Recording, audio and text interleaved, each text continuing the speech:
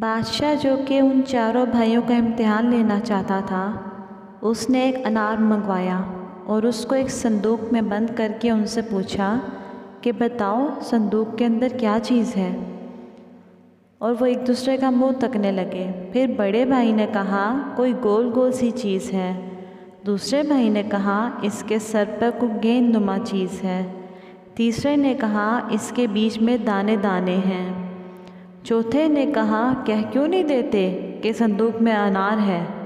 اب بادشاہ کو یقین ہو گیا کہ وہ سچ کہتے ہیں، انہیں ہر بات کا پہلے ہی علم ہو جاتا ہے۔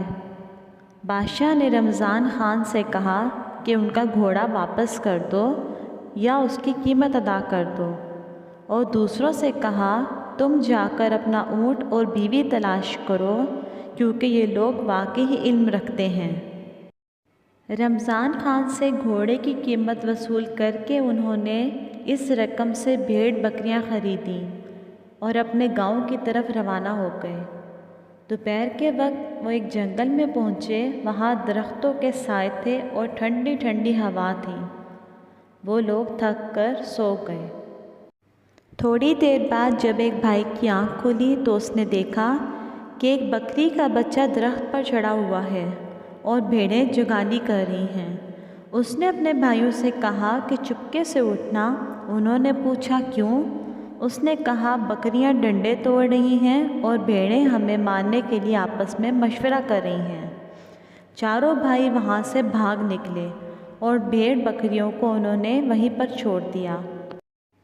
بکری کا بچہ ان کے پیچھے بھاگنے لگا تو ایک نے پتھر اٹھا کر اس کو دے مارا اور کہنے لگا بھائیو، ایک کو تو میں نے مار دیا ہے، اب جتنی جلدی ہو سکے یہاں سے بھاگ نکلو۔ جب وہ چاروں بہت دیر تک بھاگتے رہے تو تھک گئے اور ان کا سانس پھولنے لگا۔ اتنے میں ایک گھوڑے سوار کا وہاں سے گزر ہوا۔ اس نے ان سے پوچھا کیا ہوا ہے، کیوں بھاگ رہے ہو؟ اس پر ان سب نے ایک زبان ہو کر کہا ہماری بکریاں ڈنڈے توڑ رہی تھیں اور بھیڑیں ہمیں مارنے کے لیے مشورہ کر رہی تھیں۔ اب دیکھو ذرا تو ہم سب پورے ہیں کہ نہیں؟ یہ کہہ کر چوتھے بھائی نے گننا شروع کیا تو وہ اپنے آپ کو شمار کرنا بھول گیا اور کہنے لگا ہم تو 3 ہوئے، ہمارا چوتھا بھائی گم گیا ہے۔ دوسرے نے کہا ٹھہرو میں گنتا ہوں۔ پھر اس نے گننا شروع کیا، یہ 1، یہ 2، یہ 3 اور ہم میں سے واقعی چوتھا غائب ہے۔ اس طرح باری باری چاروں نے گنتی کی اور ہر ایک نے اپنے آپ کو شمار نہیں کیا اور یہ سمجھتے رہے کہ چوتھا بھائی کہیں گم ہو گیا ہے۔ گھوڑے سوار نے کہا اگر میں تم لوگوں کی گنتی پوری کر دوں تو؟ انہوں نے کہا پھر ہم سب آپ کے غلام بن جائیں گے، جہاں آپ ہمیں لے کے جائیں گے ہم آپ کے ساتھ جائیں گے۔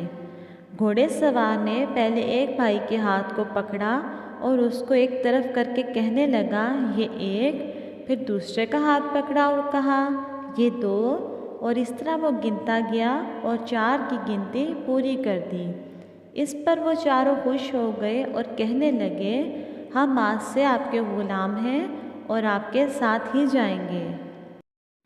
اس طرح وہ چاروں بھائی گھوڑے سوار کے ساتھ ہی آ گئے۔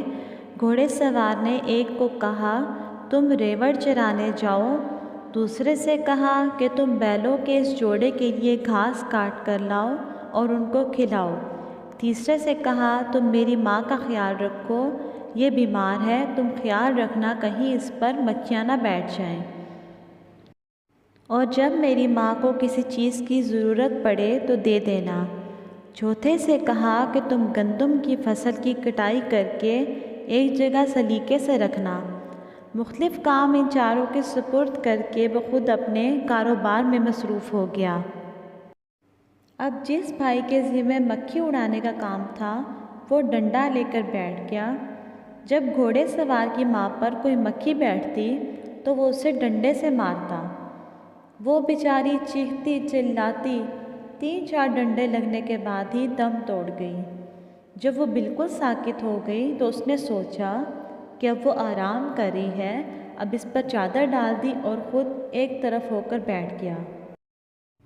جس بھائی کے ذمہ بیلوں کو چارہ کھلانا تھا اس نے اپنے دل میں سوچا مجھ سے کہاں اس قدر کام ہو سکتا ہے، لہٰذا اس نے فوراً دونوں بیلوں کو ذبح کر کے ان کے منہ بھوسے میں گاڑ دیے کہ اب وہ خود ہی کھاتے رہیں گے۔ اب جس بھائی کے ذمہ گندم کی فصل کی ڈیوٹی تھی اس نے سوچا یہ تو بہت بڑا اور محنت والا کام ہے، کیوں نہ گندم کو ایک ہی دفعہ بھون دوں جس کی وجہ سے یہ سارا کام ایک ہی باری ہو جائے۔ اس نے یہ سوچا اور بعد میں گندم کی فصل کو آگ لگا دی۔ اب چوتھے بھائی کا واقعہ سنیں۔ جو بھیڑوں کو لے کر گیا تھا وہ بھیڑیں چرا رہا تھا کہ اچانک ایک دو کتے ادھر آ نکلے اور بھیڑوں کو کھانے لگے۔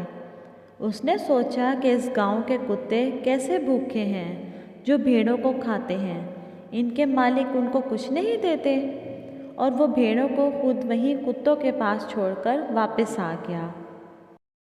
دوپہر کو جب گھوڑا سوار واپس پہنچا تو ایک بھائی سے پوچھا میری ماں کی اچھی طرح سے خدمت کی ہے؟ اس نے کہا جناب کیا پوچھتے ہیں، جب سے آپ گئے ہیں اس وقت سے آرام کر رہی ہیں۔ جب اس نے چادر اٹھائی تو دیکھا ماں کا چہرہ خون آلود ہے اور وہ مر گئی ہے۔ اس نے اس بھائی کا کام دیکھا تو پریشان ہو گیا۔ اس نے سوچا کہ جلدی سے دوسرے بھائیوں کی خبر لینی چاہیے کہ انہوں نے کیا گل کھلائے ہیں۔ جب اس نے بیل والے سے پوچھا تم نے کیا کیا ہے تو اس نے جواب دیا ابھی تک بیلوں کے منہ بھوسے میں ہیں، جب دیکھا تو ان کے سر کٹے ہوئے اور بھوسے میں گھسے ہیں۔ اس کے بعد اس نے فصل والے سے پوچھا کیا تم نے فصل کی کٹائی کر دی؟ تو اس نے خوشی خوشی بتایا کہ مجھے خیال آیا کہ آپ کی ماں بوڑھی ہے، بھلا وہ روٹی کہاں پکا سکے گی، اس لیے میں نے ساری گندم کی فصل کو جلا کر تیار کر دیا ہے۔ جب گھوڑے سوار نے دیکھا تو اس نے گندم کی تمام فصل کو جلا ہوا پایا۔ چوتھے بھائی سے پوچھا کہ بھیڑ بکریاں کہاں ہیں؟ تو اس نے جواب دیا اس شہر کے کتے بے حد بھوکے ہیں، آج تک انہوں نے ایسے بھوکے کتے نہیں دیکھے۔ وہ آ کر بکریوں کو کھانے لگے تو میں نے ان پر ترس کھایا اور انہیں ایسا کرنے سے روکا ہی نہیں۔ گھوڑے سوار نے جب یہ سب سنا تو وہ بے حد پریشان ہوا اور اس نے ان چاروں کو بلایا اور کہا مجھے اس قدر نقصان پہنچائے ہیں تم لوگوں نے کہ جنہیں میری آئندہ نسلیں بھی یاد رکھیں گی۔ تم لوگوں نے میری ماں کو ہلاک کر دیا، میرے کاروبار کو تباہ کر دیا، میرے بھیڑ بکریوں کو کتے کھا گئے، اب تم لوگوں کو میں کبھی معاف نہیں کروں گا۔ اب تم چاروں جاؤ اور میری ماں کی لاش کو لے کے آؤ، میں خود قبرستان میں اس کو دفناؤں گا۔ پھر وہ چاروں گئے اور مردہ ماں کو چارپائی پہ رکھ کر دوڑتے ہوئے قبرستان کی طرف آ رہے تھے، مگر راستے میں مردہ ماں ان سے کہیں گر گئی۔ وہ چاروں بھائی اس بات پر بے حد پریشان ہو گئے، کیونکہ جب انہوں نے دیکھا کہ چارپائی تو خالی ہے اور وہ بڑھیا تو راستے میں کہیں گر گئی تھی، تو انہوں نے سوچا کہ گھوڑے سوار کو تو پہلے ہی ہم پہ بہت غصہ ہے، اب ہم کیا کریں گے۔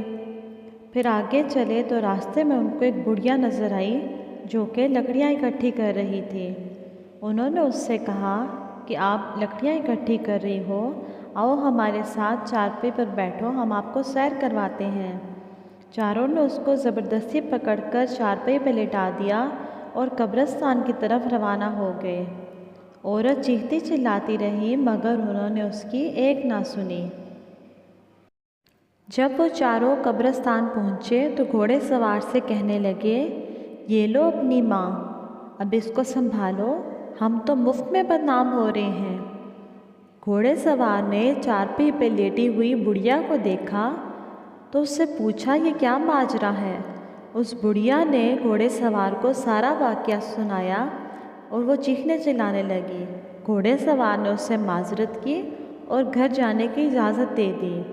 اس کے بعد وہ خود اپنی ماں کو تلاش کرنے کے لیے نکلا اور اس کی لاش کو کہیں سے ڈھونڈ کر لے آیا۔